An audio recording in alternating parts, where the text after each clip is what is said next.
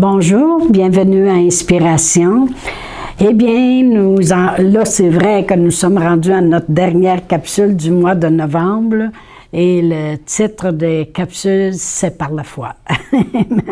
Et on a terminé notre 4e capsule en parlant vraiment de la foi d'Abraham et la foi de Sarah et comment ils sont loués pour leur foi. Puis vraiment, je vais lire dans Hébreux 11:11. Ça nous dit que c'est par la foi que Sarah elle-même, c'est très, très important, elle-même, malgré son âge avancé, fut rendue capable d'avoir une postérité parce qu'elle crut à la fidélité de celui qui avait fait la promesse. C'est pourquoi d'un seul homme, déjà usé de corps, naquit une postérité nombreuse comme les étoiles du ciel, comme le sable qui est sur le bord de la mer et qu'on ne peut compter. Alors, on voit une chose importante, c'est Sarah elle-même qui devait croire, parce que c'est elle qui enfante, c'est elle qui va avoir la semence en dedans, qui va produire l'enfant. Amen. Nous devons croire nous-mêmes. Quand les autres prient pour nous, ils nous soutiennent dans la foi que nous avons déjà au départ. Amen. Un peu comme l'apôtre Paul, lorsqu'il a été lapidé, ils l'ont entouré et traîné comme mort, ils l'ont entouré, les disciples, et ils ont prié, ils l'ont soutenu dans la foi que Paul avait déjà au départ. Amen. Alors Sarah elle-même crut. Puis Abraham a dû croire aussi, parce que dans Romains 4, si je commence à lire dans Romains 4, au verset 19, ça dit « Et sans faiblir dans la foi ». Ça veut dire qu'il avait la foi. Il n'a pas faibli dans sa foi. Il ne considéra point que son corps était déjà usé, puisqu'il avait près de 100 ans et que Sarah n'était plus en état d'avoir des enfants. Il ne douta point par incrédulité au sujet de la promesse de Dieu, mais il fut fortifié par la foi, donnant gloire à Dieu, et ayant la pleine conviction que ce qu'il promet, il peut aussi l'accomplir. Voyez-vous, il n'a pas considéré ni son corps, ni le corps de sa femme. Il n'a pas considéré l'âge qu'il avait, les impossibilités qui s'élevaient. Amen. Ils sont demeurés tous les deux fermes dans la foi. Oui, on a parlé de leurs erreurs, les erreurs qu'ils ont faites dans la 4e capsule, mais ça n'empêche pas que nous, on continue de les louer encore aujourd'hui pour leur foi.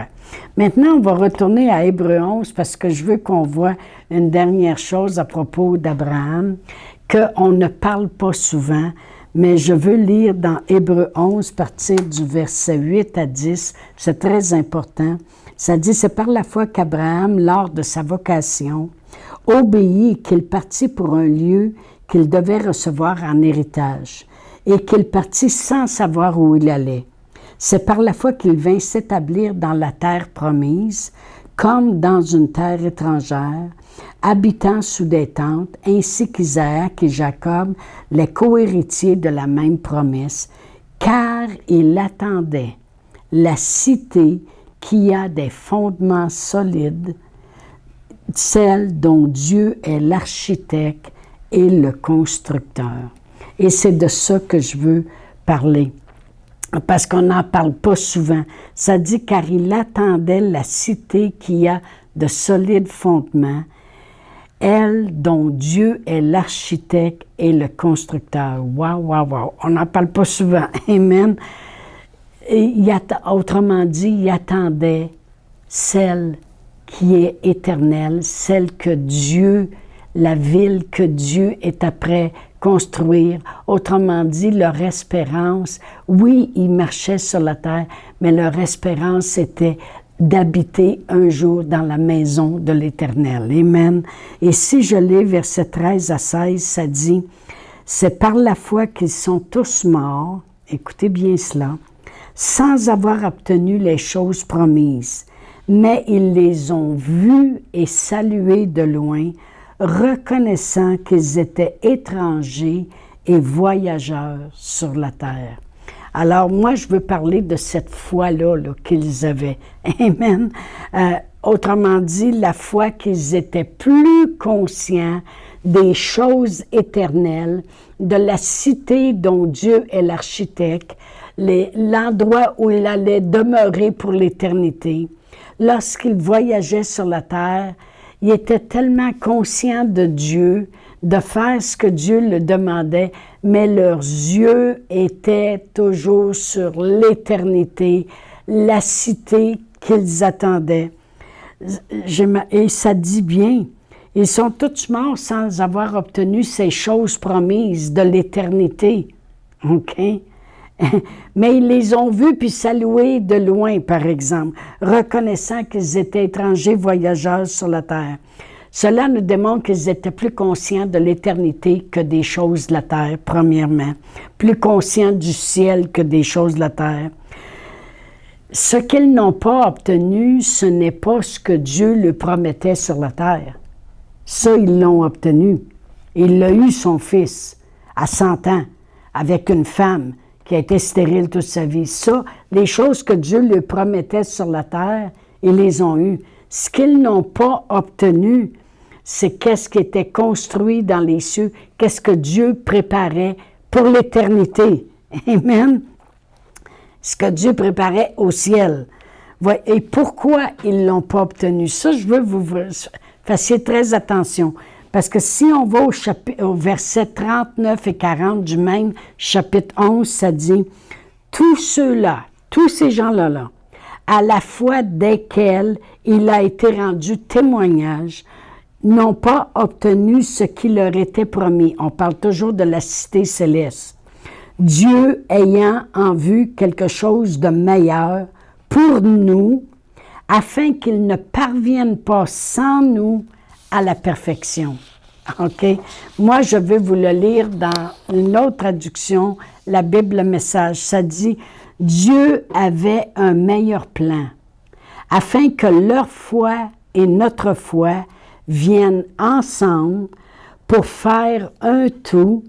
Leur vie de foi n'était pas complète sans la nôtre. » Et c'est pour ça qu'après ça, ça dit « Puisque nous sommes environnés d'une si grande nuée de témoins, rejetons le fardeau et les péchés qui nous environnent si facilement.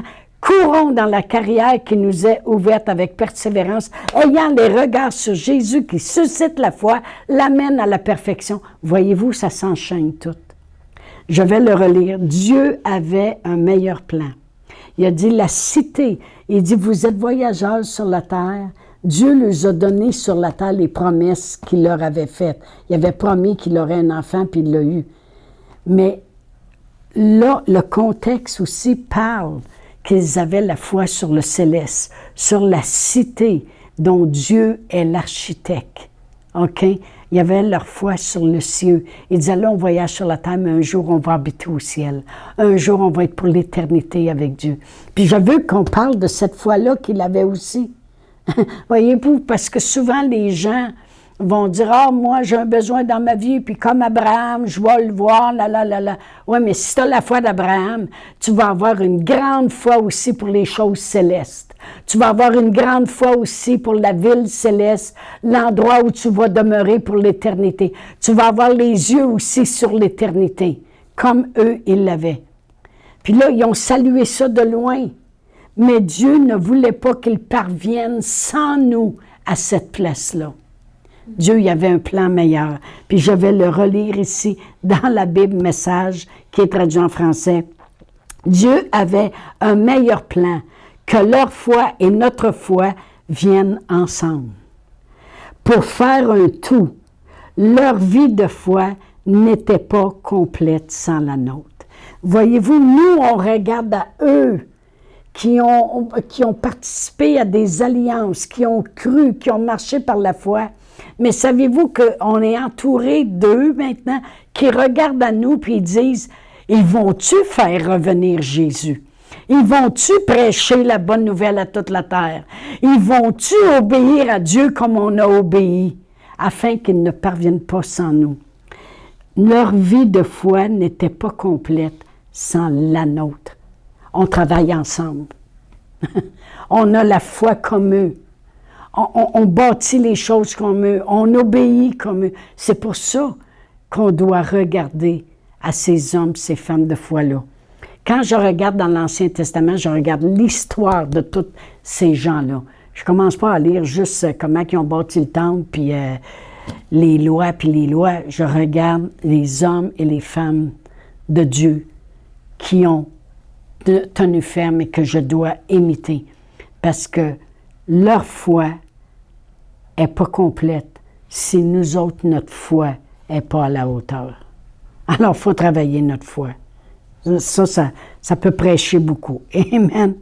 Tous ces gens de foi de Hébreux qui sont nommés dans l'Ancien Testament, leur foi a été mentionnée par leurs offrandes, par bâtir une arche, par tenir ferme, croire que Dieu va lui donner un enfant, de partir de l'endroit où il allait vers l'endroit où Dieu le montrait. Mais la plus grande foi qu'ils avaient, tous ces gens-là,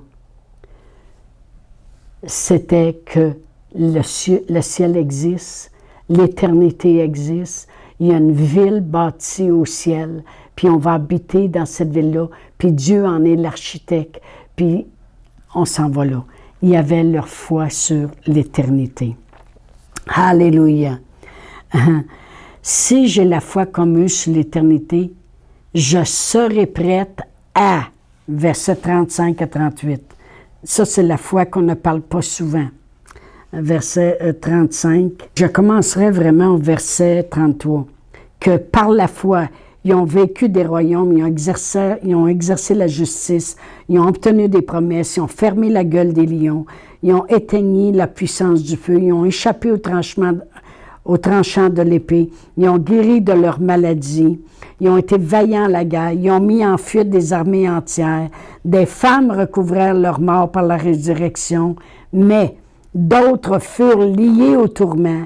Ils acceptèrent point la délivrance. Ils ont obtenu une meilleure résurrection, afin d'obtenir une meilleure résurrection.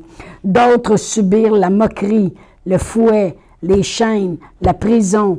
Ils furent lapidés, sciés, torturés.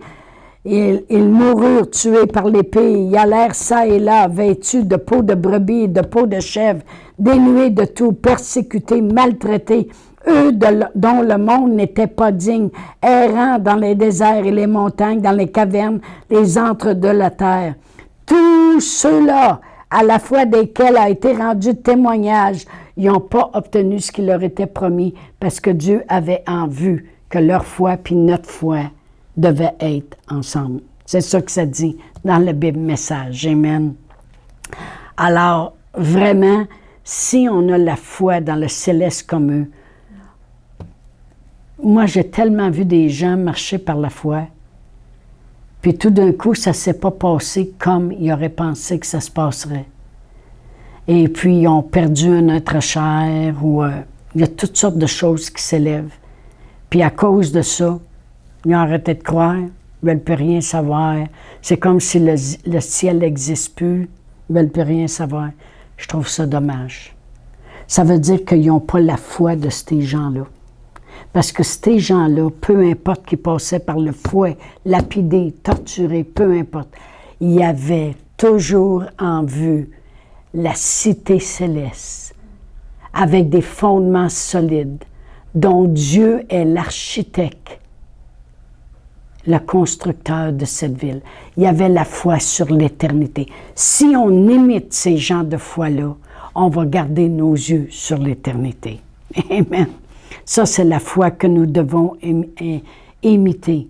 Que même si on passe au travers de difficultés de gens, de situations pénibles, nos yeux sont sur qu'est-ce que Dieu a préparé. Nos yeux sont sur qu'est-ce que Jésus il a dit, je m'en vais vous préparer une place. Nos yeux sont sur les choses de l'éternité. On est entouré de cette grande nuée de témoins qui regardent, puis ils s'attendent que nous autres, on va rejeter les fardeaux, on va rejeter le péché, puis on va courir comme eux ont couru. N'oublions pas qu'ils nous attendent. N'oublions pas qu'ils nous regardent pour voir si on va le faire. Amen. Ils s'attendent qu'on va les imiter, mais ils s'attendent qu'on a les mêmes désirs qu'eux, c'est la cité céleste, les cieux pour l'éternité. Amen. Oh, gloire à Dieu. Merci Seigneur. Moi, j'aime vraiment parler de la foi, puis parler de ces hommes et femmes de Dieu. Amen. Gloire à Dieu. Mais avant de terminer, il y a 2 choses que je veux faire. Premièrement, le mois de décembre s'en vient, puis on se fait des beaux cadeaux à Noël. Mais moi, je veux vous parler de mon livre que j'ai écrit, qui est sur la guérison. Il y a 30 chapitres. Et chaque chapitre démontre une vérité de la parole de Dieu qui nous démontre vraiment que Dieu nous veut guérir en santé, vivant vieux sur la terre, puis rassasié de jour, comme c'est écrit dans le psaume 91. Je les rassasierai de longs jours. Amen. Dieu nous veut bénir. Et c'est un livre qu'on peut lire tout d'un coup. On peut faire même une étude biblique avec ce livre et on peut avoir un chapitre à chaque jour qu'on lit. Je l'ai en papier comme ça et aussi numérique. Alors, il peut s'acheter lorsqu'on va sur le site de Église sur le Roc. Il y a une place où on peut cliquer et on peut le commander, mais c'est un beau cadeau de Noël à faire. Puis, on le vend seulement 20$. Mais en numérique, c'est beaucoup moins cher. Alors, je voulais juste faire une petite annonce en passant. C'est rare que je fais des annonces sur les choses que je fais, mais ça, c'est précieux pour moi parce que j'ai travaillé beaucoup dessus et je sais qu'il y a beaucoup de vérités. Il y a des grandes vérités. Ce sont tous des grandes vérités. Puis les chapitres sont pas longs, c'est à peu près 2-3 pages. Il y a une confession à la fin de chaque chapitre. Ça nous fait parler la parole de Dieu. Alors, je vous le conseille fortement. Et le titre, c'est « Ma fille, ta foi t'a guéri ». Et aussi, je veux prier pour vous et avec vous. Ce qui nous amène justement de marcher par la foi avec un Dieu de foi, puis obtenir des grandes choses, participer aux grands projets de Dieu, c'est de, premièrement, par la foi, accepter le plan de Dieu. Puis le plan de Dieu, c'était que je vais sauver la terre en envoyant mon Fils Jésus. Il va tout accomplir à la perfection. Il a tout accompli lui aussi. Et tous ceux qui accepteront ce que Jésus a fait seront sauvés. C'est pour ça que la parole de Dieu dit, si tu confesses le Seigneur Jésus, si tu crois dans ton cœur que Dieu l'a ressuscité des morts, tu seras sauvé. Parce que Jésus, c'est le plan. Alors, si vous voulez, on va le prier ensemble. Si vous ne l'avez jamais fait, merci Seigneur, priez cette prière avec moi. Répétez, Père éternel, je crois dans mon cœur que Jésus est venu me donner la vie éternelle. Il a donné sa vie pour moi. Il est mort à la croix. Il a payé le prix à l'enfer et il est ressuscité des morts. Seigneur Jésus, je reconnais ton sacrifice. Viens, sauve ma vie. Sois le sauveur de ma vie. Amen. Alors, si vous avez fait cette prière pour la première fois, laissez-moi le savoir. Et merci Seigneur que l'on grandit dans la foi. On se prépare nous aussi pour toutes les choses qui se passent sur la terre. Puis on se bâtit dans la foi et on reconnaît que ce n'est qu'en lui qu'on peut avoir toujours la victoire dans nos vies. Alors, je vous dis à la prochaine. Chantal Paulus est avec vous tous les jours du lundi au vendredi sur Facebook et YouTube. Vous pouvez écrire à Chantal en privé sur Messenger. Si vous avez manqué une capsule, retrouvez-la sur la section vidéo de Facebook ou sur YouTube si vous désirez faire un don par Interac. Voici l'adresse courriel capsule.inspiration au pluriel @gmail.com. Le mot de passe est inspiration au pluriel. Vous pouvez aussi faire un don par www.eslr.org/dons.